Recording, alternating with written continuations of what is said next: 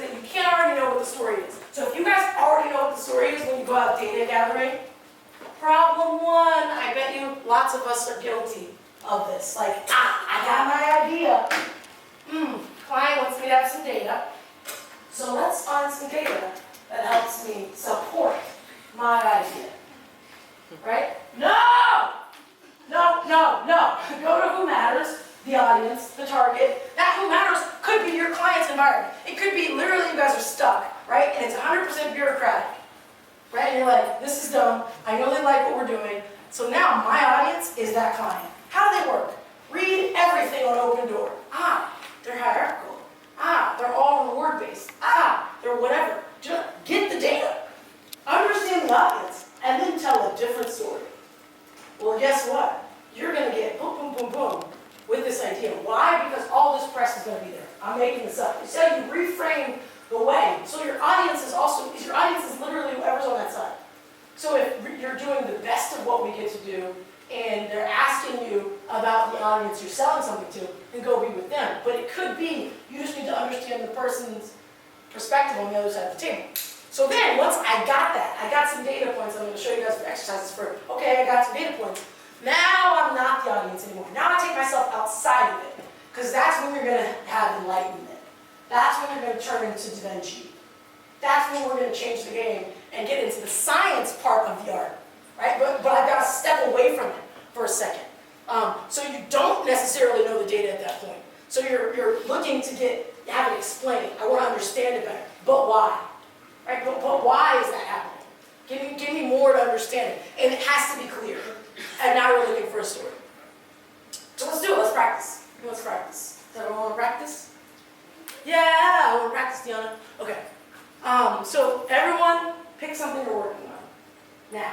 So a challenge you have now would be like, I feel like I should have more data to support this, or I need more data to support it. And we're going to make up the data, just so you guys know, because I'm not going to unleash the Google monster on you guys right now. But we're going to make up the data. So think of something, though, a topic, and can someone give me their topic?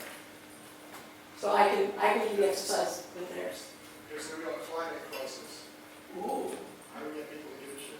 How do we get people to give a shit about the climate crisis? I was, in fact, I cheated because I already have some data around this. I think we should tell it. Huh? We should tell it. Can we not? Did we tell it? I'm joking. We did. We did. I just remember you on the ferry. Okay.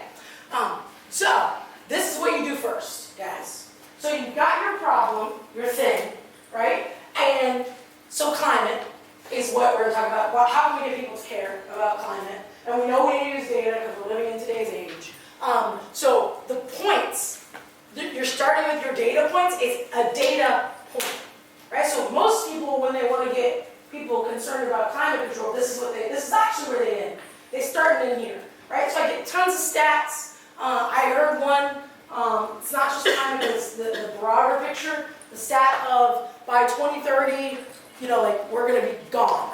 Literally, everything will be gone because we're depleting resources so much faster than we can replenish. It's impossible. The Earth can't replenish them faster than that, so literally, it'll just all be gone unless we figure something else out. So that's just a stat. I told a little bit, with a little bit of narrative. I gave a little bit of DIONNA color. But really, it's just a stat. So the way that you get to these points, guys, is, okay, climate. Particularly if I'm talking about I want to build some kind of consumer story to then convince someone of. So always go outside of the thing. So climate. I need to go outside of the thing. So what does climate exist within? And why does it matter? Right? Why does climate matter? To me personally, not in some socio-eco crazy word way. No, to me. Okay, I'll talk about one thing I was talking about with Molly. Because my hair gets frizzy when the weather isn't the way I want it. It's a very interesting data point around me personally and how climate controls. So go outside of the thing. So the thing is climate, go outside of it. And flip it from, I'm a person, an ecologist or whatever. Who knows lots about climate? What are they called? Ologists. So an ologist that knows a lot about climate, go outside of that. They're actually the wrong people. They're not an explorer of it anymore. And so I need to go just outside of it to what that represents and what value climate brings to people every day. And the best way to think about that is the people is whoever I'm talking to, whoever's on the other side of the table. So what value, so if I'm trying to get people to sell a bottle of detergent, and I'm like, I have no ideas for this bottle of detergent, it's like, stop making them think about the bottle of detergent, right? A lot of times, at least when I saw horrible briefs that my colleagues were writing, it was because everything was just about that bottle of freaking detergent, and then there was one generic insight. It wasn't an insight at all. It was a made-up benefit that they thought it was providing. No, go into the value it actually creates, that thing, and what that thing then represents, if you Google. Don't let me make it something that would be how it's searched. No, no, no, no, no, no. Be super specific, and then you'll find the one professor 25 years ago that did tons of research on that one topic.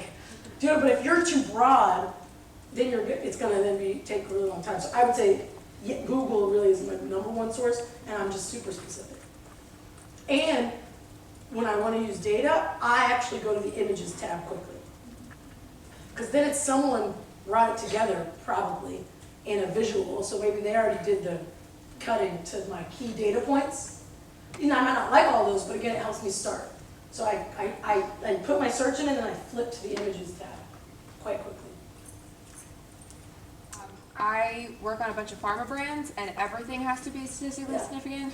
So at what point would you determine you have enough background and really supporting evidence to use an insight as something that's really solid and widespread? When I want to get to something that's going to emotively move someone, and aha, it's probably going to be nuanced. So therefore, my base size no longer matters. So that's my flip. But if I'm trying to set context, so on the climate thing, if I'm trying to set context, I need statistically significant things so we're on the same page. So we kind of believe the same things about the situation. But for me to enlighten you, it's going to be individual.